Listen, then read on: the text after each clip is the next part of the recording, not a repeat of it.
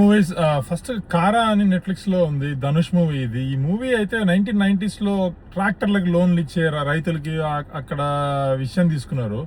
ఈ మూవీ ఎక్కడ ఎమోషనల్ గా కనెక్ట్ కాదు, అసలు చాలా slow. I don't know how అసలు ధనుష్ ఎలా యాక్ట్ చేశాడు. అండ్ హీరోయిన్ అయితే పాపం అనిపిస్తుంది, మన 4 సీన్లో ఉంటుంది, ఆ అమ్మాయి ఎందుకు సెలెక్ట్ చేశారో తెలియదు. ఈ మూవీ అయితే అస్సలు బాగాలేదు. అండ్ దెన్ జెట్లీ అనే మూవీ, ఇది కొత్త ఎక్స్పెరిమెంట్ వర్కౌట్ అయిందంటే నాకైతే వర్కౌట్ అవ్వలేదని అనిపించింది. ఏదో కొన్ని ఓవర్ ద బోర్డ్ మేకప్స్ ఉంటాయి వాళ్ళకి, ఆ హీరోకి కానీ వినీల్ కిషోర్కి, వాళ్ళకి క్యారెక్టర్స్ పర్ఫార్మెన్స్ కూడా వెరైటీగా చేస్తుంటాయి అంతా. మేబీ అది వాళ్ళు కొత్తదనం అనుకున్నారేమో, నాకైతే నచ్చలేదు అది. You can try, okay.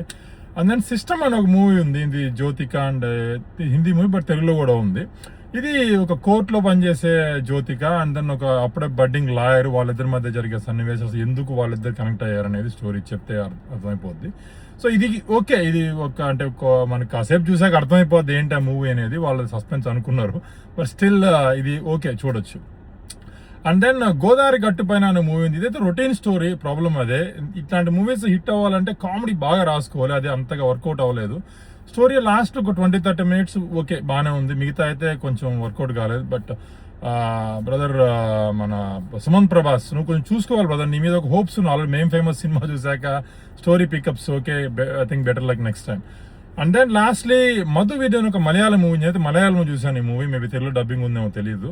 But ఇదైతే నాకు మంచి కామెడీ బాగా ఉంది అనిపించింది, చాలా హిలేరియస్ గా అనిపించింది ఈ మూవీ. కొన్ని సినిమాటిక్ లిబర్టీస్ ఉంటే అవి వదిలేసి చూస్తే కనుక మీకు ఒక ఇంట్లో జరిగింది చెప్తే బాగుండదు.